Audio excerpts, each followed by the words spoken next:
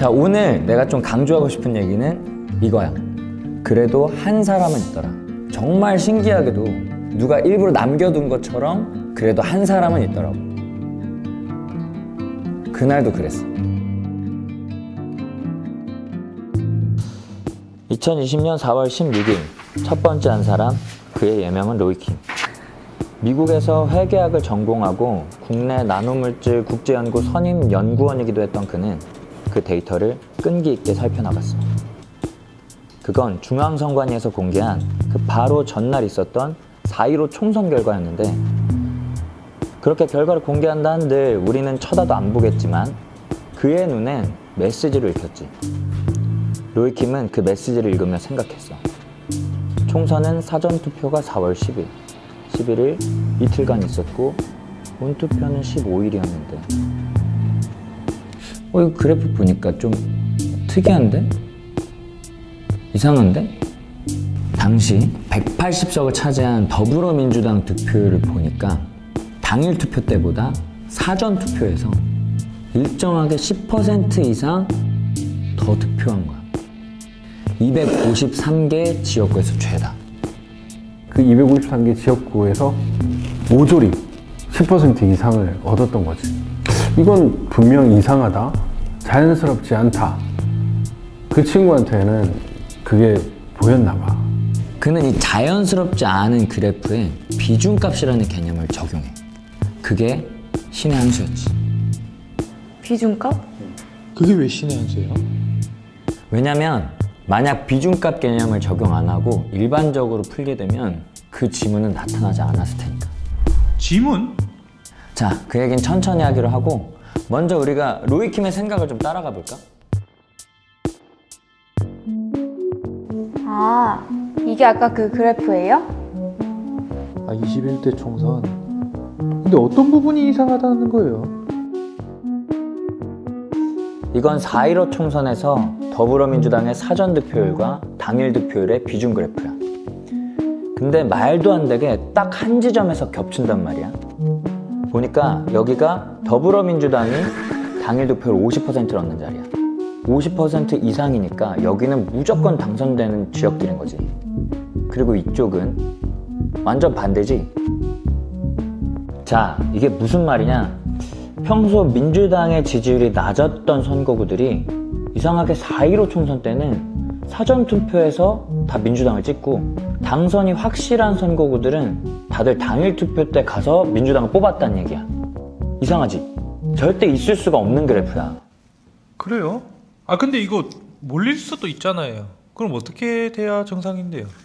자, 다음 거 보자. 이건 2016년 20대 총선 때 더불어민주당이 얻은 각 지역구 비중값이야. 2016년 총선에서는 사전이나 당일이나 민주당을 투표한 비중이 거의 같지. 교점이 여러 개잖아. 이게 정상이라는 거야. 근데 4.15 총선 때는 사전 투표한 사람들은 거의 다 민주당을 찍었단 얘기야. 그것도 지지율 낮은 데서.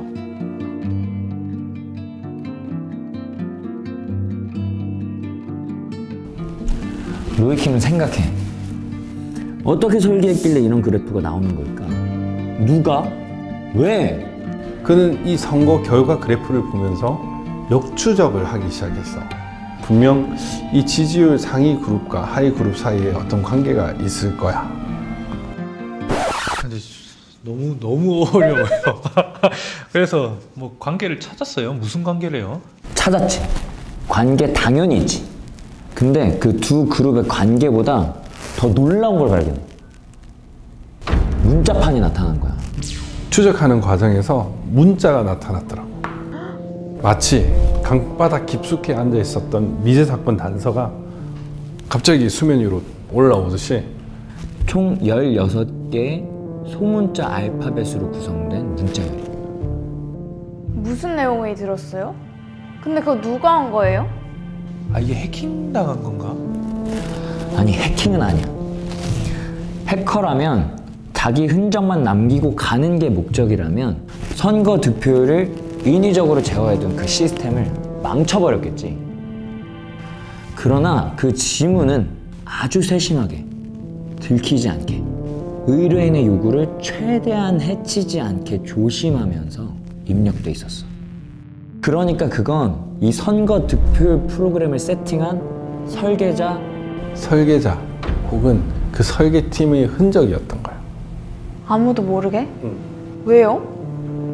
왜냐? 글쎄, 신념?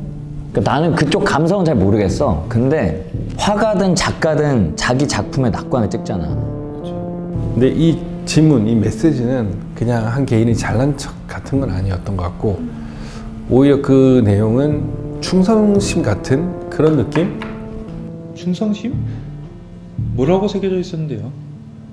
자, 문장을 가르쳐 주기 전에 우선 조금 어렵더라도 이걸 먼저 이해하고 넘어가야 돼.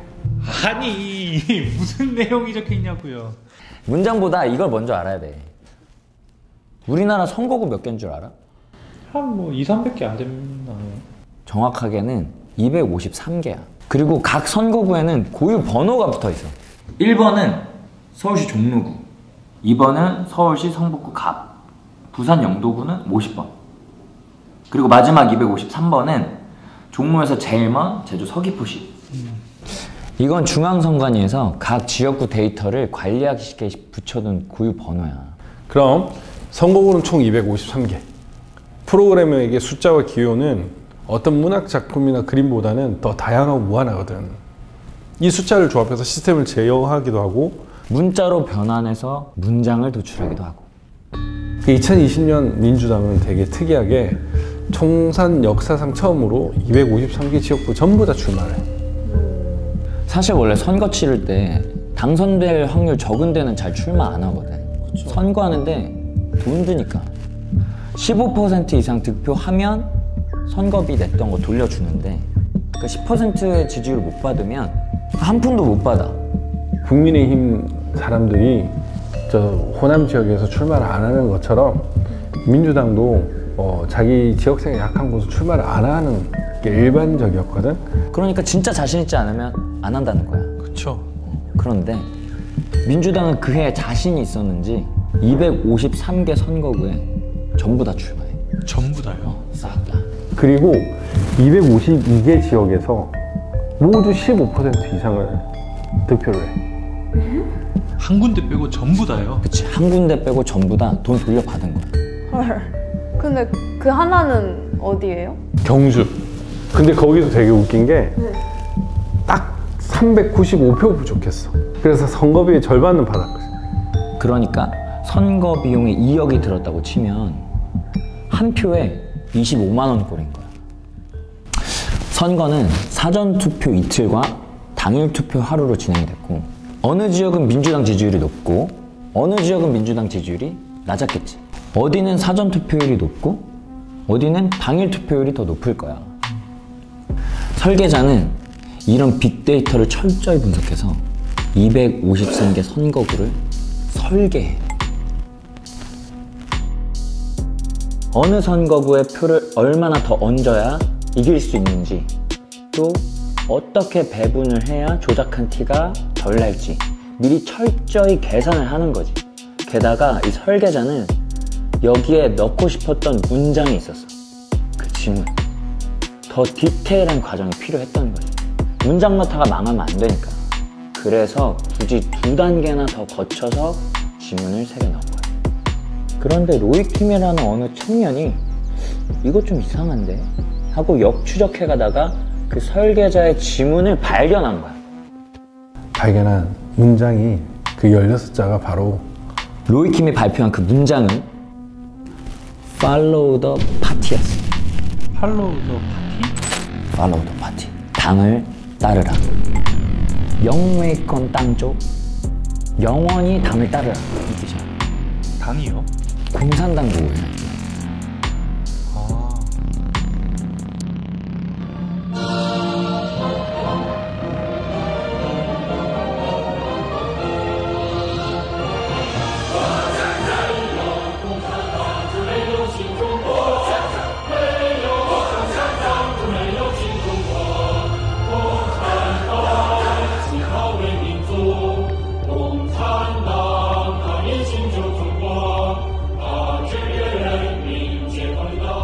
유명한 구호인데 최근에 시진핑이 특히 강조를 했어.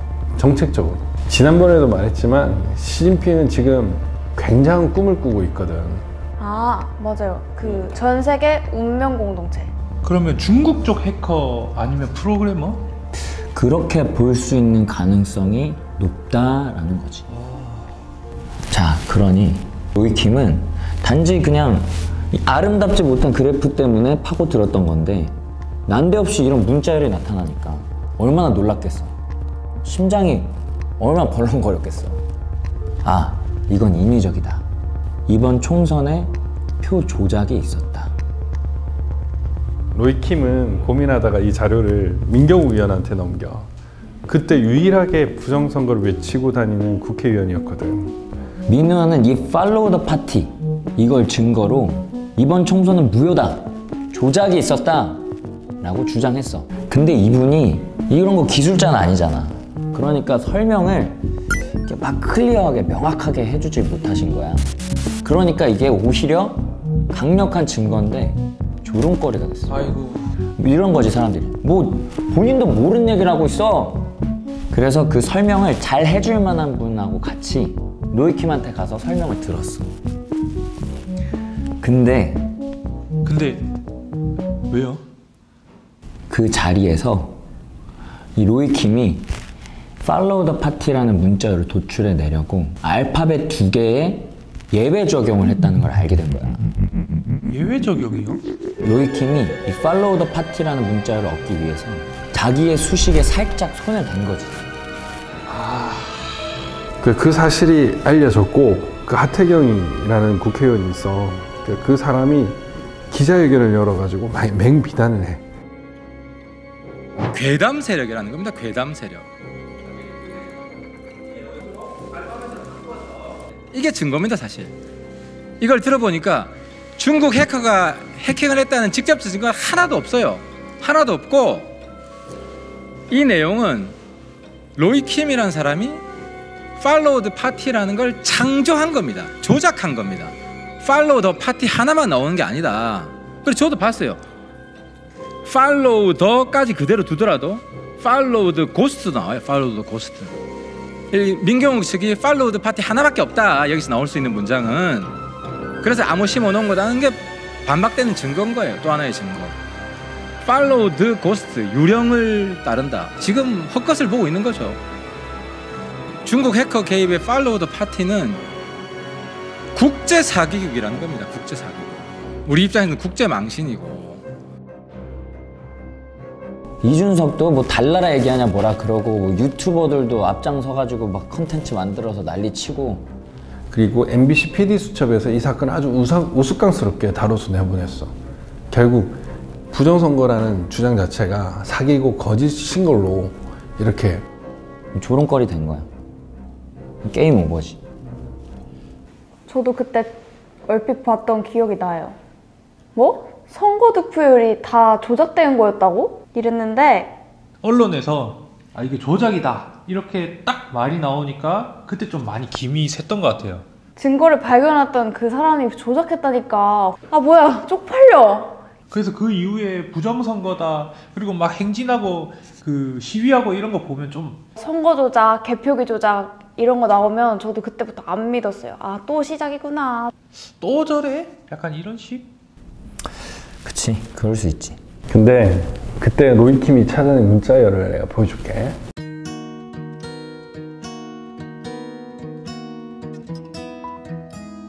아 진짜 팔로우 더 파티가 아니네요.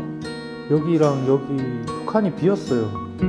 두 칸이 비긴 했지만 이게 문장이 되려면은 당연히 L과 T가 들어가야 된다고 생각을 했어. 그래서 지금 어떤 문제가 있어서인지 완전히 도출이 되지는 않았지만 일단 그렇게 가설을 정해도 틀리지는 않았을 거다. 로이킴은 처음에 이걸 발견할 때 이게 공산당 구호인지도 몰랐다는 거야. 용인 건당 조우. 민경욱 의원이랑 얘기하다가 이게 공산당 본 걸 안 거야. 그러니까 깜짝 놀랐지, 오히려.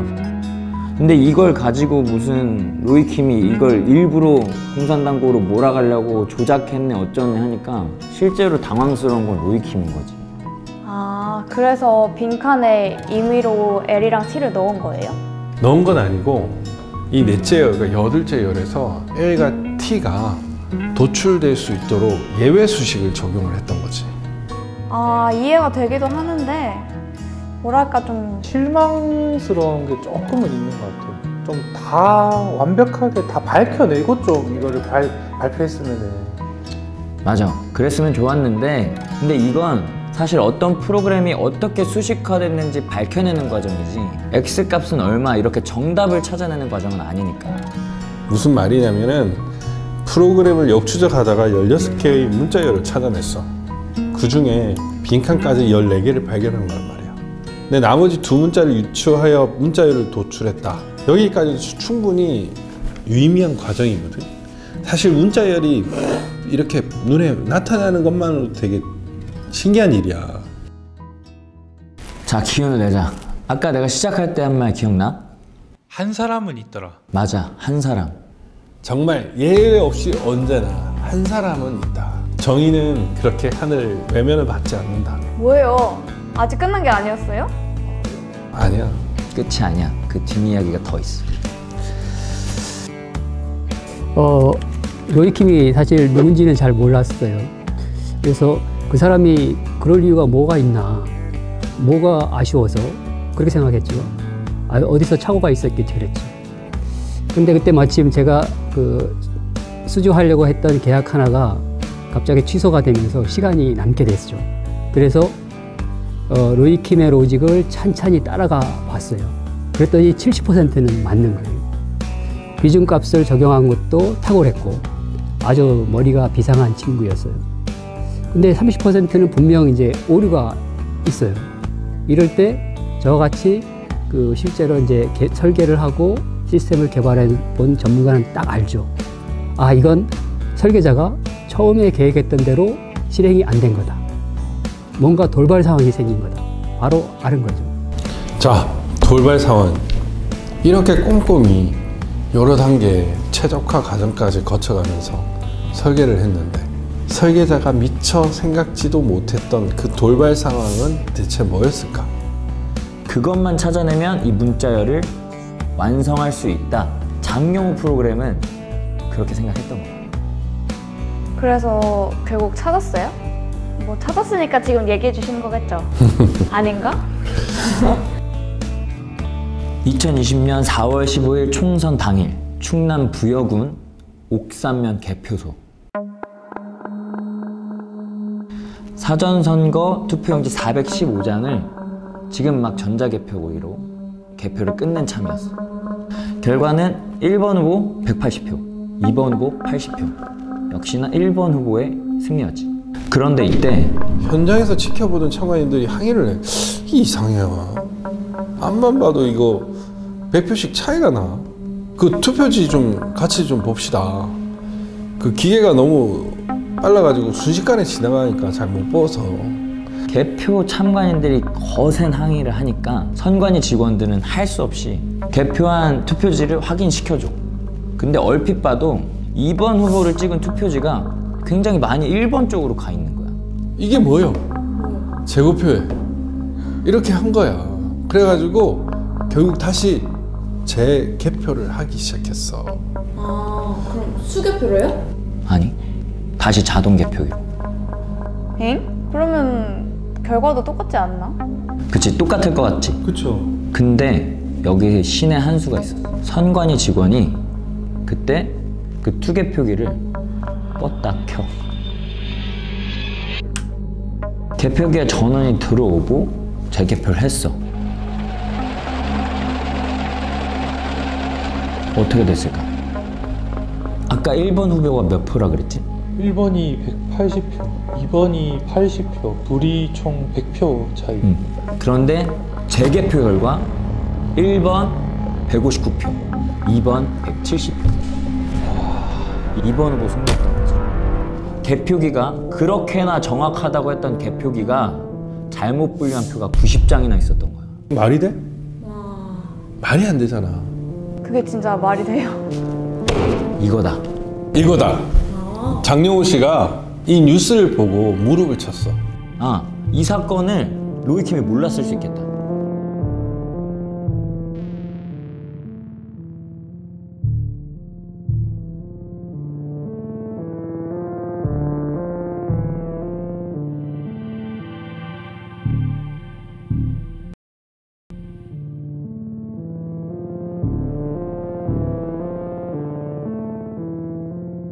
그러니까 로이킴은 부여 사건을 모르니까 민주당이 진 걸로 결과 배치를 해서 재개표하기 전 득표수를 적용한 것이 아니라 실제 결과를 적용했을 것이다.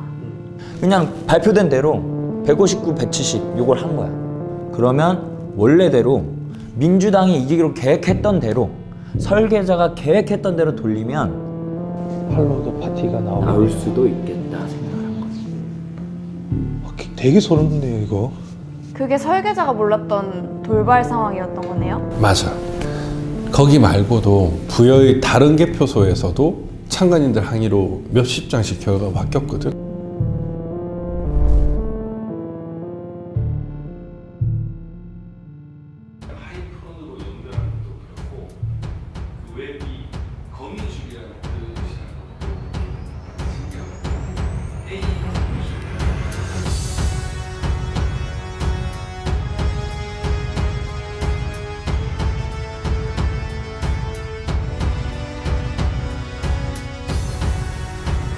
와, 소름! 드디어 나타났어요. 맞아요. 팔로우더 파티.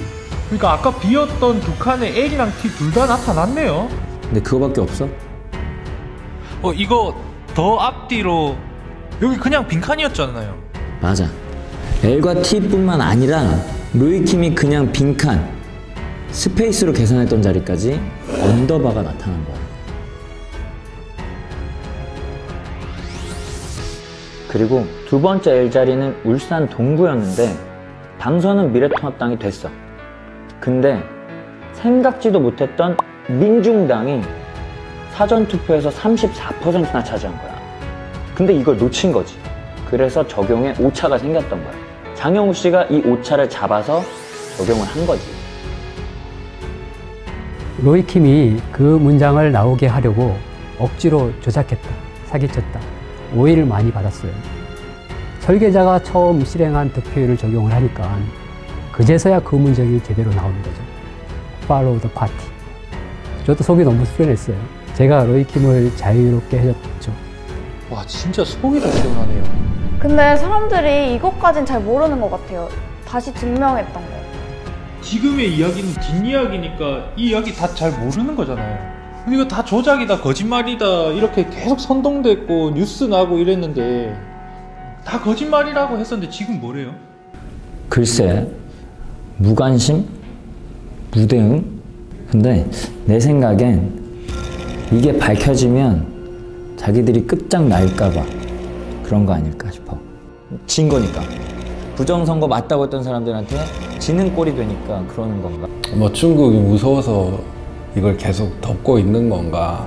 사람들은 금방 있잖아. 언론도 계속 죽여버렸고 그냥 부정선거 관련 음모론이었다, 가짜 뉴스랜다 이렇게 치부를 했지. 근데 좀 많이 억울할 것 같아요 이건 좀. 억울하지. 가짜뉴스다 뭐다 음모론이다 이렇게 얘기해버리고 다 잊어버렸는데. 그럼 다시 알려야죠 이거. 맞아. 우리가 또 그런 건 있잖아. 잘못된 거 있으면 밝혀야겠다는 의지, 의분, 근성 이런 거 있잖아. 이게 또 대한민국의 저력이야. 인코스가 막히면 그렇지. 아웃코스로 끌고 간다. 분노하라. 창조적으로. 근데 진짜 얘기하셨던 것처럼 딱 어떤 때에 맞게 한 사람이 나타나는 것 같아요. 그 부여 사건이 보도된 신문 있잖아. 그것도 그 많은 매체 중에 딱 한 군데서 보도했어. 그분도 딱 그 한 사람이신 거네요? 그치. 압박 중에서도 쓴 거지. 꼭 한 사람이 있었고 그 타이밍이 또 있었던 거야. 많으면 좋겠지만 한 사람, 또 그 순간 용기 있는 한 사람이 있으면 악을 밝힐 수가 있고 악을 무찌를 수가 있다고 생각해.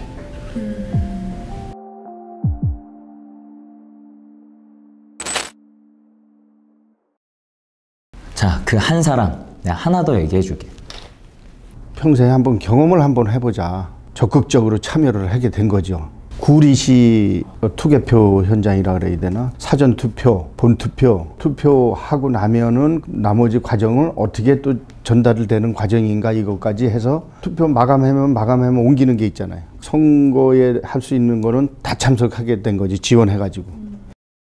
뭐 거기에 좀 의혹이나 의심이 가는 거는 자기네한테 신고해달라는 거 아니겠어요? 그게 저희 담당이잖아요. 그러니까 외부 침입 못하게끔 이렇게 해서 굉장히 철저한지 알고 그게 잘하는구나 이렇게 생각을 했던 거죠. 그런데 공직선거법 181조 9항 개표 참관인은 어떤 상황에도 사진 촬영, 전화, 기타 어떤 통신기기를 활용해서라도 이상한 것이 있으면 증거를 확보하여 외부에 알리라고 돼 있어. 촬영권은 보장되어 있거든. 그 이종원이라는 분도 그렇게 교육을 받았지. 뭐 성실한 분이셨던 것 같아. 배운 대로, 고지곧대로 성실한 대한민국 국민. 투표 마감인 6시. 구리시 53개 투표소에서 마감된 것들이 막 들어오기 시작해. 근데 신기한 게 알 수 없는 것, 커다란 검은 가방들이 저 체력 단련실로 간 거야.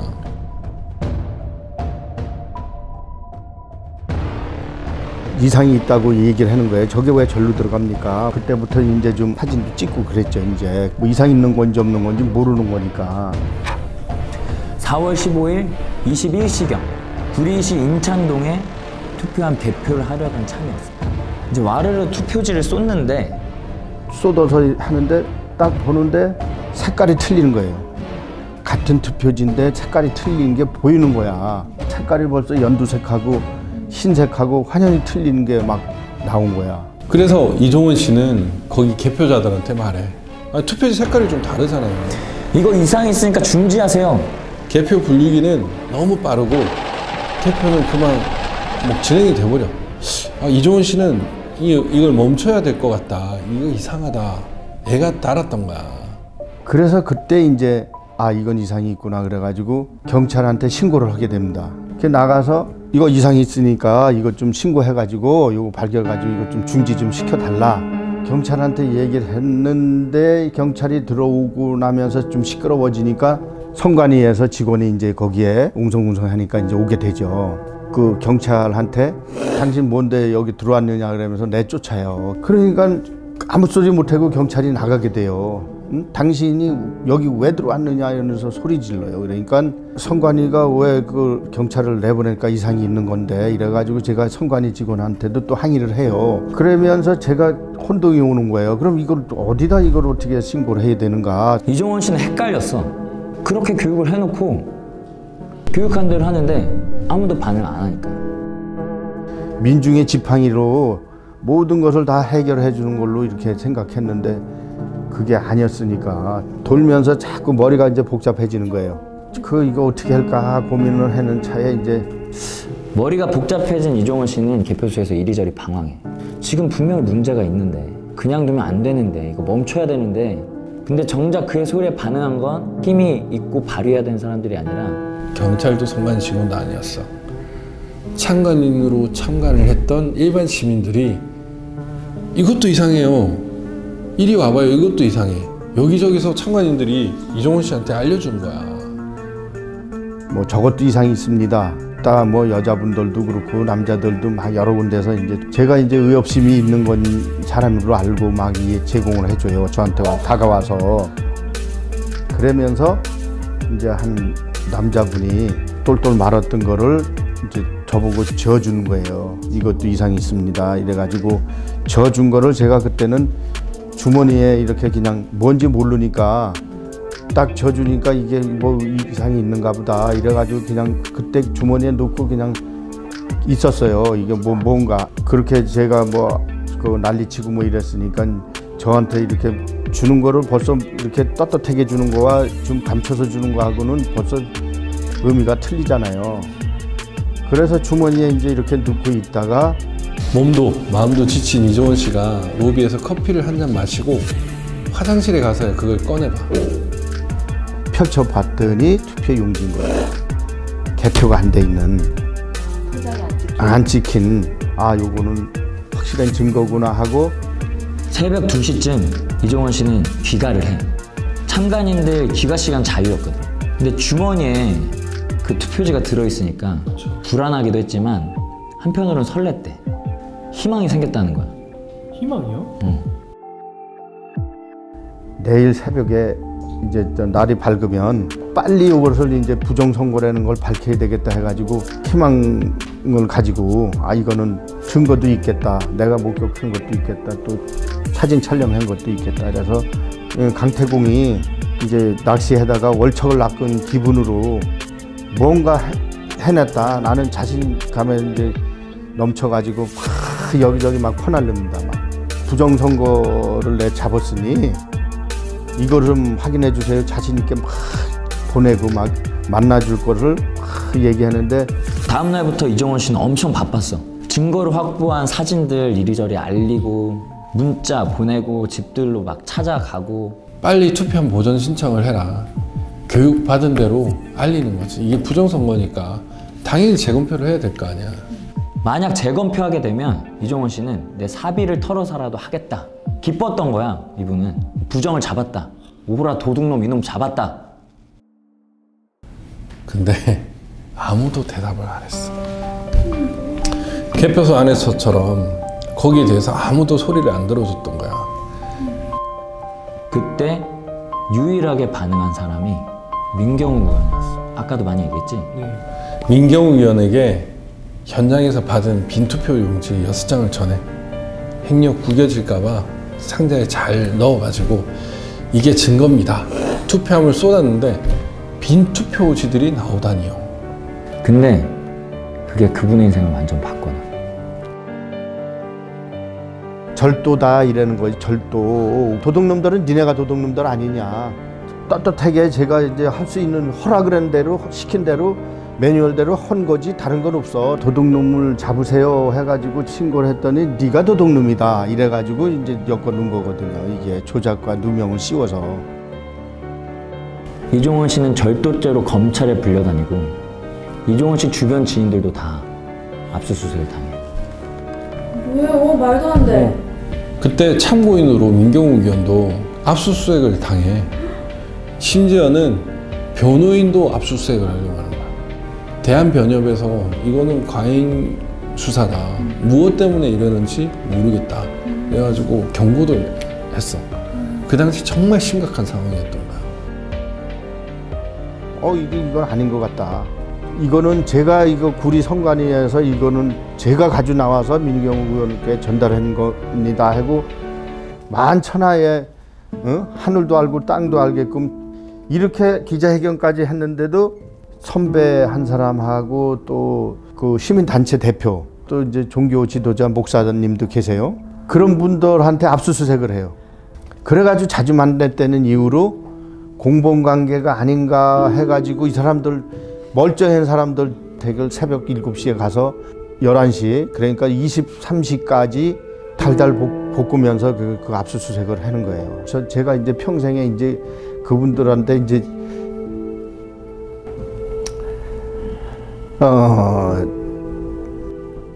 그러니까 말하자면은 거품을 만드는 거품을 제가 복받쳐서 이러는 거지.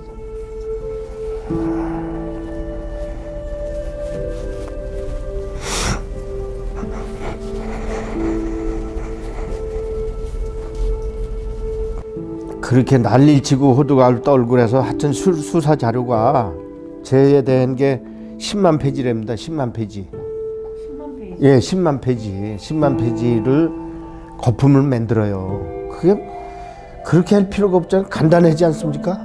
어떻게 하든지 민경욱 의원하고 또 제 주변하고 사전에 모의가 있어서 계획적으로 사회를 혼란시키고 야기시켰다는 이런 명분을 만들려고. 이종원 씨는 그 당시 변호사와 상담을 했어. 가서 당당히 조사를 받으세요. 3시간만 고생하면 될 겁니다. 그렇게 변호사가 상담을 해줬대. 이게 뭐 죄가 됩니까? 어려운 일을 한 건데 사실 공익죄 보였거든. 그래서 변호사 말만 믿고 가벼운 마음으로 갔는데 그렇게 가볍게 갔는데 18개월을 선고받아. 실형 18개월. 그때부터 바로 독방 8개월. 서신 연락 같은 것도 할 수가 없었어. 정치범으로 잡혀서 들어간 거라서 요시찰이었거든. 아무것도 못했어. 그건 아니죠. 어디 뭐 몰래 들어가서 훔쳐온 것도 아니고. 부정선거에 대한 증거물 확보 때문에 가지고 나온 거잖아요. 검사를 받으면서 죄목이 점점 더해져. 분명 개표 현장에서 누가 이종원 씨한테 은밀하게 투표지를 줬잖아. 그렇죠. 근데 그 정체불명의 가방대 집어넣었던 그 체력 단련식 기억해? 네네. 그 이종원 씨가 거기에 몰래 들어가서 가방을 열고 그 안에 봉지를 뜯고 거기서 6장을 절취를 했다고. 에? 그렇게 공소사실이 적은 거야. 그거 아니잖아요. 그래. 근데 가방에서 이종원 씨 DNA까지 검출이 됐다는 거지. DNA? 제가 이제 그 조사 받을 때 구강 채취 옹해느냐 해서 하라고 그래갖고 구강 채취를 했어요. 얼마든지 하라고. 침에서 나오는 DNA와 또 땀이 흘려서 손에서 나왔으면 손에서 나오는 DNA가 번호가 틀리다는 거예요. 그런데 검찰에서 주장하는 것은 저 입엔 구강 채취했다는 DNA와 손에서 이 봉투 찢었을 때에 나왔던 DNA가 같다는 거야. 그러면은 니네가 그거 묻혔네. 내 거 갖다가 거기다 발라가지고 이거 크게 시키려고 조작을 했네. 저는 이렇게 항변할 수밖에 없어요. 또 저 실물이 지금 보관돼 있으니까 만천하에 드러나고 불에 탔대 또 그게. 예예. 그 봉투만. 그 정말 그 봉투가 불에 탄 것도 되게 재밌는데 봉투가 어디서 불이 탔냐면 대검의 포렌식 센터에서 불이 탄 거야. 대검찰청에 화재 사고가 난 거라. 그래서 잠깐 불이 났다가 꺼졌는데 그 봉투만 불에 탄 거야. 그 봉투만 불에 탔다고요? DNA가 검출됐는데? 말이 돼 이게? 아 진짜 너무 답답해요. 그러면 그분은 어떻게 됐어요? 얼마 전에 1년 6개월 다 채우시고 출소하셨어요. 그 선거 투개표 참관인 경험상을 질환했다가 또 교육받은 대로 또 성실하고 진실을 밝히려고 최선을 다한 죄로 전과자가 됐고 구속을 됐던 거야. 와. 명예회복을 하고 싶은 거죠. 그런 게 억울한 거죠. 제가. 그 안에서 고통은 말도 못하죠.